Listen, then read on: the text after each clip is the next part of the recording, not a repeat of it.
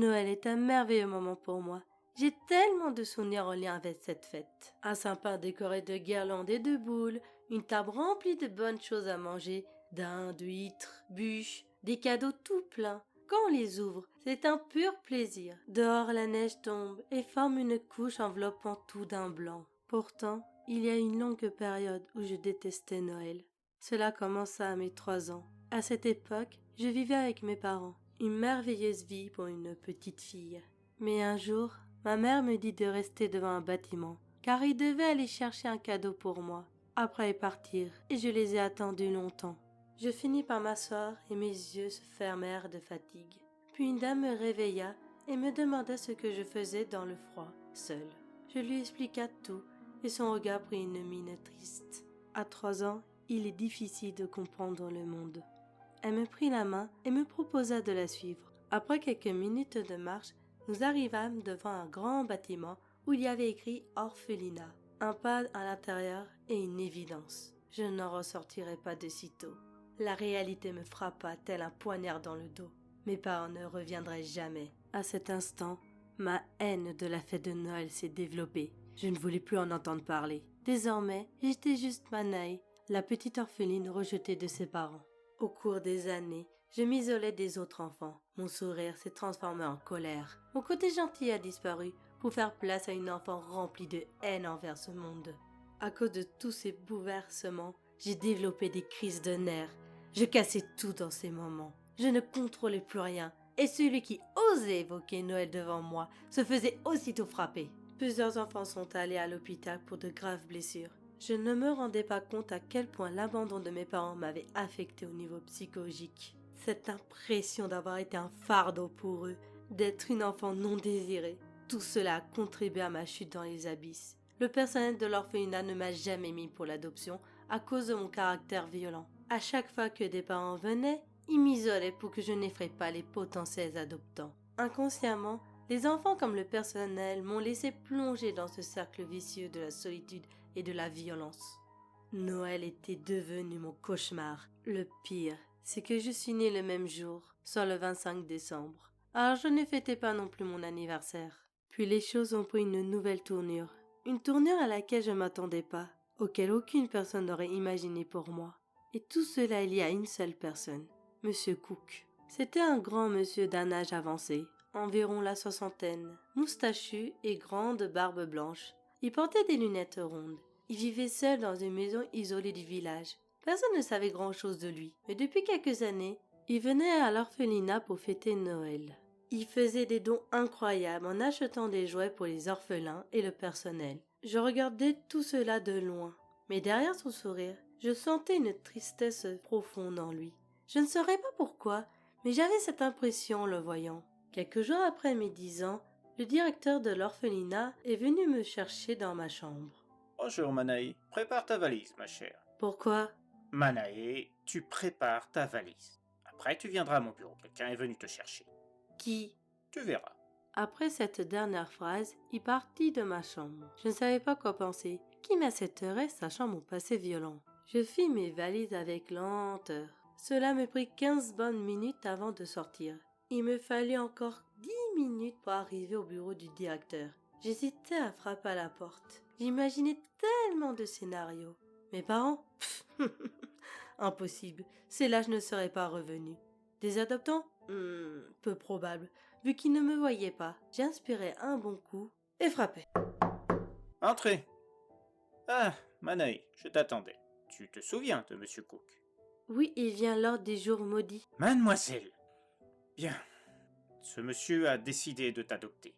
Avant de dire quelque chose, sache qu'il a bien réfléchi avant. Cela faisait un moment qu'il désirait te prendre comme sa petite fille. À partir de maintenant, tu es Manaï Cook. Je n'en revenais pas. Adopté ? Impossible, par une fille au passé comme le mien. Sans m'en rendre compte, M. Cook portait ma valise et était déjà sur le point d'ouvrir la porte. Bonne continuation à toi, ma chère Manaï. Faux cul, hypocrite. Il s'en fichait de moi, ce maudit directeur. Il ne devrait pas être à cette place. Bref, je lui tournai le dos sans lui faire le moindre signe. Monsieur Cook, lui, fit un signe de tête d'au revoir. Nous marchions dans le couloir menant à l'extérieur. En sortant dehors, je sentis le regard des enfants et du personnel. Comme avec le directeur, je me retournai pas et me dirigeai vers une voiture où M. Cook était entré. M'asseyant à l'arrière, je contemplais pour la dernière fois cet orphelinat. Quelques minutes plus tard, je m'endormis, rêvant de rien comme toujours. Une petite secousse me réveilla. Je compris qu'il fallait que je sorte de la voiture. En regardant par la fenêtre, je vis une grande demeure, un manoir plutôt, dans le style élisabétain, en pierre grise avec de nombreuses fenêtres rectangulaires, trop même à mon goût. La porte blanche avait de jolies gravures. Après quelques minutes à la contempler, je suivis M. Cook à l'intérieur. Sur la réserve, je n'osais y rentrer.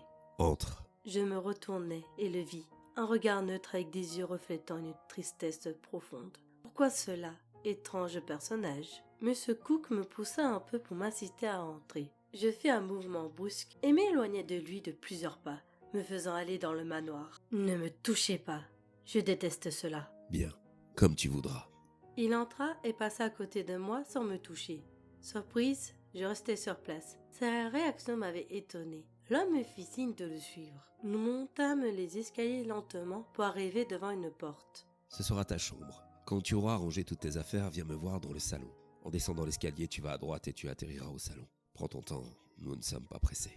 M. Cook partit dans le sens inverse pour reprendre les escaliers. Mon corps ne bougea pas pendant quelques instants. Sa voix, douce et sans reproche malgré la manière dont je lui ai parlé. Il connaissait mon passé et mon comportement violent, mais aucun jugement tant par ses yeux que par ses gestes. Je secouai ma tête, puis me décidai à entrer dans ma nouvelle chambre. Magnifique! Voilà comment décrire cette pièce. Du beige au niveau des murs, un parquet de couleur un peu plus sombre. Le lit me semblait très grand, même pour un adulte. Des immenses armoires et une commode pour pouvoir mettre mes affaires et même plus encore. En allant au fond, il y a une fenêtre permettant de voir un immense jardin avec des arbres, des buissons, des fleurs, mais aussi un petit étang. Mon regard se posa sur un coffre. En l'ouvrant, j'y vis des objets, peluches, jouets, tout ce qu'il faut pour un enfant. Ils semblaient artisanaux. Sur le côté, une petite note s'y trouvait. Voilà des cadeaux pour toi. Je les ai fabriqués moi-même. J'espère qu'ils te plairont et te permettront de te sentir mieux. Ils seront tes nouveaux compagnons de route avec moi, bien sûr. Bienvenue dans cette demeure, Monsieur Cook. Nouveau compagnon? Monsieur Cook était un fabricant de jouets qui donnait aux orphelinats ses créations. Impressionnant. En regardant en détail, on pouvait constater le travail minutieux. Je reconnaissais son talent et pour la première fois, j'aimais ce cadeau. Ou plutôt, ce cadeau. Je refermai le coffre pour me diriger vers le lit pour poser ma valise puis l'ouvrir pour ranger mes affaires. Quelques minutes après, tout était en ordre. Je sortis de ma chambre pour aller au salon. Une fois arrivé, je vis M. Cook sur un fauteuil près d'une cheminée, le regard dans le vide. Une sorte de tristesse se lisait dans ses yeux, comme si un souvenir lui revenait en mémoire et le faisait souffrir. Cet homme m'intriguait vraiment. Je finis par aller vers lui afin de m'installer sur un canapé à côté de son fauteuil. En m'entendant m'asseoir, M. Cook revint à lui. Tiens, te voilà. La chambre te plaît? Oui, Bien, bien. Mon cadeau t'a plu? oui. Tant mieux alors. De quoi devez-vous me parler? Tutoie-moi, je préfère. Je devais te parler par rapport aux règles de la maison. Strict, interdiction de faire quoi que ce soit, pas le droit de sortir. Et je préfère vous voyez, monsieur. Comme tu veux. Écoute-moi, je ne suis pas comme ceux de l'orphelinat. Leurs règles sont stupides et trop dures. Tu es une enfant. Ta vie n'a pas été évidente et j'en ai... Ne faites pas semblant de savoir ce que c'est. Vous ne savez rien de moi. Vous êtes comme les autres. Vous avez pitié et peur de moi. D'ailleurs, je me pose toujours la question de pourquoi m'avoir adopté. Tu vas pouvoir te promener dans toute la maison et dans le jardin, autant que tu le désires. Seule une pièce t'est interdite, celle à côté de ma chambre. Les heures pour manger sont midi et 19h. Pour le petit déjeuner, c'est à toi de décider. Les heures du coucher sont de 21h dans la semaine. Le week-end, ce sera un petit peu plus tard. Si tu as besoin de quelque chose, n'hésite pas à en parler. Je serai là si tu as besoin de te confier. Pour l'école, j'ai pris la décision de te faire les cours à domicile. J'ai déjà tout mis en place. Tes cours commenceront dans une semaine, le temps de t'habituer à ton nouveau foyer. As-tu des questions? Vous n'avez pas écouté ce que j'ai dit avant? La haine peut cacher une immense douleur, que même le temps ne réussit pas à soigner. Les blessures du cœur sont les plus difficiles à guérir, surtout quand elles viennent des êtres les plus aimés. Ces paroles me troublèrent. Je ne savais pas quoi répondre à cela. Il se leva et me laissa seule dans le salon, face à moi-même. Dans ses yeux, une tristesse profonde, comme si une tragédie l'avait frappé sans qu'il ait pu faire quelque chose. Combien de temps était-il resté seul dans cette demeure? Avait-il de la famille? Si oui, où se trouvait-elle? Tant de questions sans réponse, et M. Cook ne me les dirait pas facilement. J'effaçai ces idées pour me diriger vers ma chambre, afin de me reposer après cette journée épuisante. 4 ans passèrent ainsi. Les jours se ressemblaient et peu de choses changeaient. Je recevais mes cours à domicile. Hélas, ma personnalité violente restait présente. Parfois, je m'énervais d'un coup et balançais tout ce qui se trouvait sur mon chemin. Je frappais mes professeurs au point que l'un d'eux dut aller à l'hôpital. Malgré tout, ils restèrent. Cela n'avait aucun sens. Pourquoi acceptait-il tout cela? Pourquoi il ne démissionnait pas? Pourquoi il ne m'abandonnait pas à mon sort? Je ne méritais pas toute cette attention. Quant à M. Cook, j'étais comme sa petite fille. Il prenait soin de moi comme personne ne l'avait fait avant. Je sentais qu'il savait comment s'occuper de moi en tant que petite fille. Ses paroles, ses gestes ressemblaient à ceux d'un grand-père. Ma vie n'était plus celle de l'orphelinat. La paria laissait place à Mana et Cook. Tout cela me troublait tellement. Ce fut alors le début de mon mal-être. Je ne pouvais accepter tout cet amour envers moi, pas après tous mes crimes. Coupable, voilà l'étiquette sur mon être. Coupable d'être né dans ce monde, de violence envers des personnes innocentes. Comme sentence, j'utilisais la violence sur moi-même en me causant des blessures, comme des ecchymoses, des brûlures ou encore des coupures. Cela me permettait de me sentir bien, de me délivrer de ma culpabilité, même pour un court instant. À chaque excès de violence, j'allais dans ma chambre pour me blesser. Étrangement, je n'avais pas aussi mal. Pour éviter tout soupçon, je mettais des hauts avec des manches longues. Mais ma sentence finit par être dévoilée le 25 décembre. Monsieur Cook et moi étions à table. Il ne faisait jamais rien le jour de Noël. Cette fois, les choses se passèrent autrement. Tiens, un cadeau pour toi. Joyeux anniversaire. Comment? J'ai respecté le fait de ne pas fêter ton anniversaire ni Noël. Je ne t'ai jamais emmené avec moi pour donner des jouets aux enfants des orphelinats, ni même amené à mon atelier pour te montrer comment je les fabriquais. Cela fait 4 ans que tu es dans cette demeure. Malgré tout, tu continues à te renfermer sur toi-même et à avoir cette rage en toi. Tu ne peux pas rester toujours dans ton passé. Tout le monde n'est pas comme tes parents ou ceux de l'orphelinat. Affronte ta plus grande blessure en fêtant Noël. Cette fête est celle de l'amour, de la générosité et du partage. Tu es comme ma petite fille et je veux te donner tout l'amour que j'ai et que tu n'as jamais reçu. Être un grand-père de cœur. Je l'ai fait à distance pendant ces 4 ans pour ne pas te brusquer. Mais aujourd'hui, il est temps de changer les choses. Comment osez-vous? Je fais ce que je veux. Je hais Noël, je hais mon anniversaire. Et vous croyez me connaître? J'ai vécu des choses dans ma vie que tu ne peux pas imaginer. Des choses que je ne souhaite à personne, même pas à mon pire ennemi. Je te comprends plus que tu ne le penses, ma chère enfant. Oh, affronter quoi? L'abandon, la violence, la solitude? Vous savez rien de moi, tout ce que j'ai vécu. Jamais cette douleur en moi ne pourra guérir. Rester dans la souffrance ne t'aidera pas à avancer dans la vie. Il s'approchait de moi en disant ces paroles. Bon sang, tout s'embrouillait dans ma tête. C'est plus facile à dire qu'à faire. Je pouvais pas passer à autre chose. Pas après toutes ces années de violence et de souffrance. Au final, j'étais mon propre démon, l'origine de tous mes malheurs. Ma haine se déversait car je ne pouvais accepter ma situation. Être la fille abandonnée par ses parents, la violence de l'orphelinat. Mon esprit ne pouvait en supporter davantage. En regardant autour de moi, je vis ma main gauche. Une pensée terrible me traversa l'esprit. Je l'approchai de mon poignet droit. Manae, ne fais pas ça. Foutez-moi la paix, vous m'avez jamais aimé, vous avez pitié de moi. Vous n'aurez jamais dû me prendre. Je ne changerai jamais de toute façon. Ma violence sera toujours là. Noël n'a plus de sens pour moi depuis mes 3 ans. Mon anniversaire est la pire chose de ce monde. Plus personne ne peut m'aider face à moi-même. Je refuse. Tu me rappelles des êtres chers qui ont depuis longtemps disparu de ce monde. Je ne l'aurais pas supporté une deuxième fois de perdre un membre de ma famille. Intriguée par ces paroles, ma main gauche s'éloigna de mon poignet d'elle-même. Qu'avait-il vécu pour dire de telles paroles? Voyant ma tête, M. Cook se mit à me raconter son histoire. Tu te souviens lorsque je t'ai parlé des choses que je ne souhaiterais même pas à mon pire ennemi? À une époque, il se trouve que j'avais une belle femme, Mireia, et 2 merveilleuses filles, Shauna et Aglaé. À nous 4, nous formions une famille très soudée. J'étais un fabricant de jouets très connu, et je distribuais des jouets aux enfants avec elle. C'était elle qui m'avait incité à utiliser mon don pour donner du bonheur à ceux qui n'en avaient pas. Bien sûr, j'en vendais aussi pour subvenir aux besoins de ma famille. Elles étaient mes anges, mes rayons de soleil. Chaque jouet fabriqué était inspiré parfois par une des femmes de ma vie. Puis un jour, un terrible drame s'est produit. Quelque chose que, même moi, je n'aurais pas pu prévoir. Il prit une pause. Sa douleur émanait de lui. Je me demandais vraiment ce qui lui était arrivé. Beaucoup de choses prenaient sens. Chaque geste rappelait celle d'un père de famille et éventuellement celle d'un grand-père. Son affection était donc vraie. Il ne jouait aucunement la comédie avec moi. Il pensait la moindre parole à mon encontre et il voulait vraiment m'aider à surmonter mon passé. Nous étions partis faire une croisière pour aller voir les icebergs avec Mireia, Shaona et Aglaé. À un moment, une expédition en bateau fut proposée. Ma femme et mes filles y allèrent, mais moi j'étais trop malade depuis la veille. Je m'étais donc abstenu. Je ne pouvais pas me douter que ça allait être la dernière fois que je les verrais. À l'heure où leur bateau aurait dû revenir, il n'y eut personne. J'attendais encore. J'attendais, mais toujours rien. Je suis allé voir un membre du personnel pour lui expliquer ma situation. Il réagit aussitôt, et le capitaine envoya un bateau avec quelques hommes pour aller inspecter le lieu où devait se trouver le bateau perdu. Ils sont revenus, une bonne heure après. Le capitaine m'a alors pris à part. Il m'a annoncé la pire des nouvelles. Le bateau avait été écrasé par un iceberg. Et malheureusement, il n'y avait aucun survivant. Après cet événement, des équipes de recherche tentèrent de retrouver les corps. Mais à ce jour, rien n'a jamais été retrouvé. J'ai dû préparer un enterrement avec des cercueils vides. Tout comme toi, j'ai été animé d'une haine.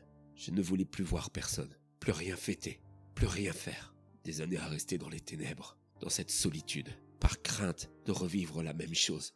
Je n'allais plus dans mon atelier pour faire des jouets. Cela me faisait trop penser à mes filles. Tout comme toi, une violence est apparue et je rejetais tout le monde. Tu sais ce qui m'a ramené vers la lumière? Toi. Moi? Mais comment? Je t'ai vu un jour en passant devant l'orphelinat. Tu devais avoir à peine 6 ans environ.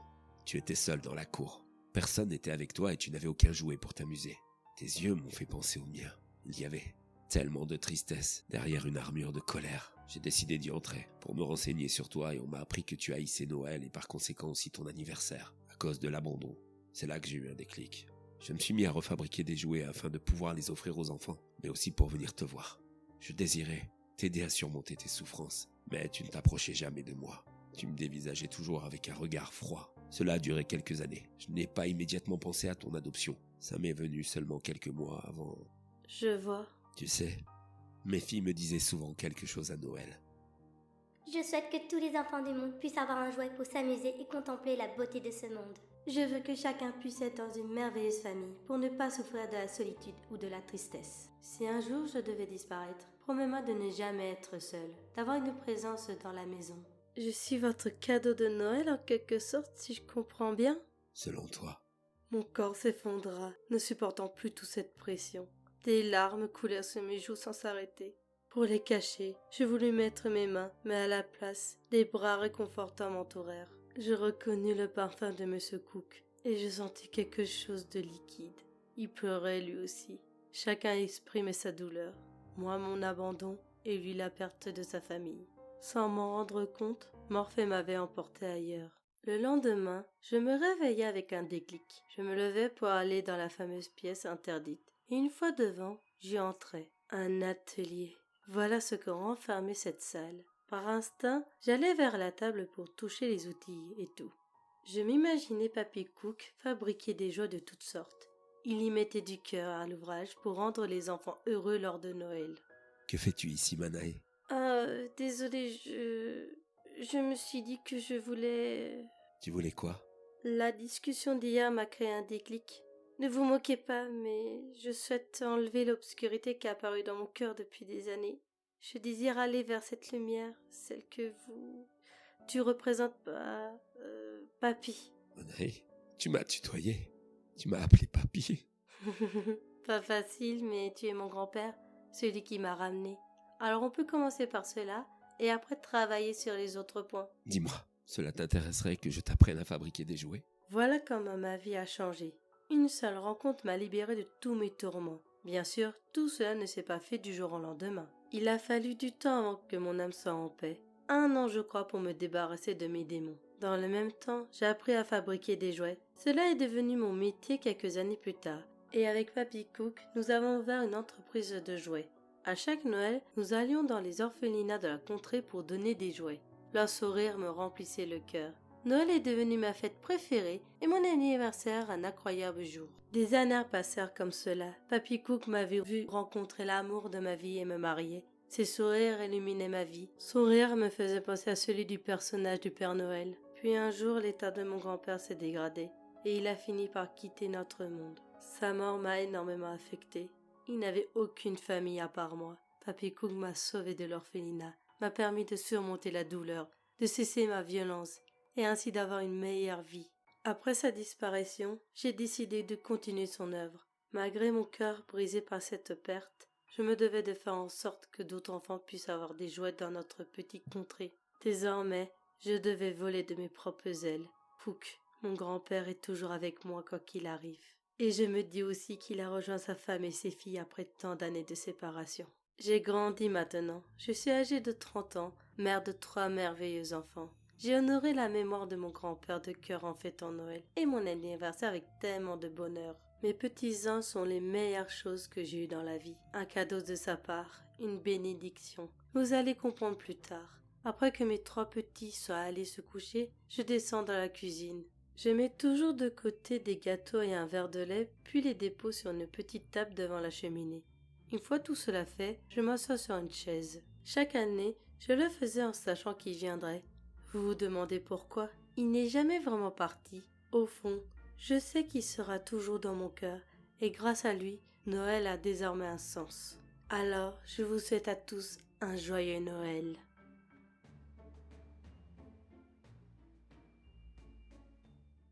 Et voilà une jolie petite histoire de Noël. Pas effrayante certes, mais plutôt émotionnelle.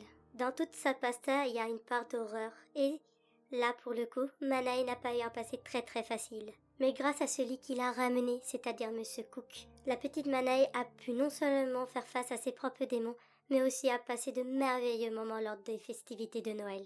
Noël est une fête de partage, de générosité et celle de l'amour. Alors je tiens à vous souhaiter un joyeux, voire un merveilleux Noël à tous. Sur ce, je vais vous laisser et je vous dis à la prochaine dans la roulante itinérante. I wish held in her height on this eve. Sleigh bells ring in the air. She be